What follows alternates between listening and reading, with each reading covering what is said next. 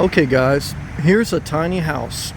It's got a little porch on the outside here, a nice wooden plank, beautiful blue exterior color siding, windows, and it's pretty much a shell shed.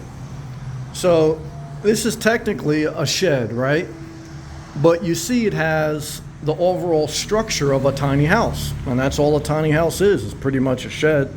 This is approximately 200 square feet. So it has windows, and it has wood studs, and it has like a little balcony area there, and you have a standard door, and you even have a window in the front. So you have everything you need. You just have to run electric and plumbing through the walls if you wanted to or needed to, based on the code regulations of the area you'd put this. You know, if you have a single family house, then this probably wouldn't be an issue to put it in the backyard if you wanted to use it as like an Airbnb and build it out to spec.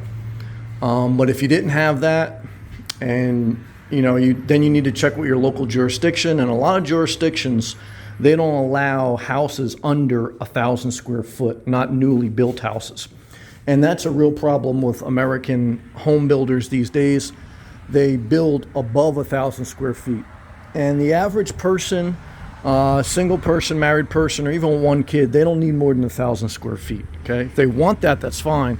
But that's a problem with house unaffordability. Like, you should be able to buy a land and put this and have it built out with electric, plumbing up to code standard, but you don't need more than this for a single person, even for a couple per se, okay? Maybe a little bit more when you start to have kids and things like that, obviously, but this would get people affordable housing built out to spec.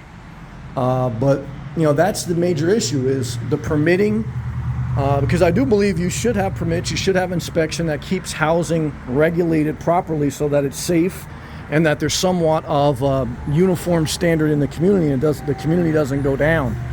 But this is a very nice looking home, and if you had space in between your neighbors, okay, and if you had some level of regulation, okay, and you have some level of decency, you can have a nice community, okay? But again, you can make it to a junky community if there's no regulation. People just plop this in, they dump stuff out. It's all perspective, but this is a start in the right direction for some people to get started. But it's all about where you plant this, where you're going to put this, the regulations around it, and but it's just something that's been on the radar for a lot of people over the past few years, because of the lack of affordability in housing. Then the other thing is financing, right? You buy a shed like this, 10, 20,000, then you need another 20, 30, 40,000 to get everything in place, the water, the electric, the sewer, the foundation you may need depending on the code regulation. And that's the issue, okay? Because then you're up to almost 100 grand. And when you're up to 100 grand, and if you're living in the middle of nowhere, that's a lot of money for the middle of nowhere, because you're really not going to be able to put this in a city or suburb lot. Because again, it's under 1,000 square feet, and that's the issue. But either way, I hope these videos help you in some way. Click the thumbs up, click the join button. You want to support the channel because you get something out of this. And thank you for watching, and I'll see you in the next video.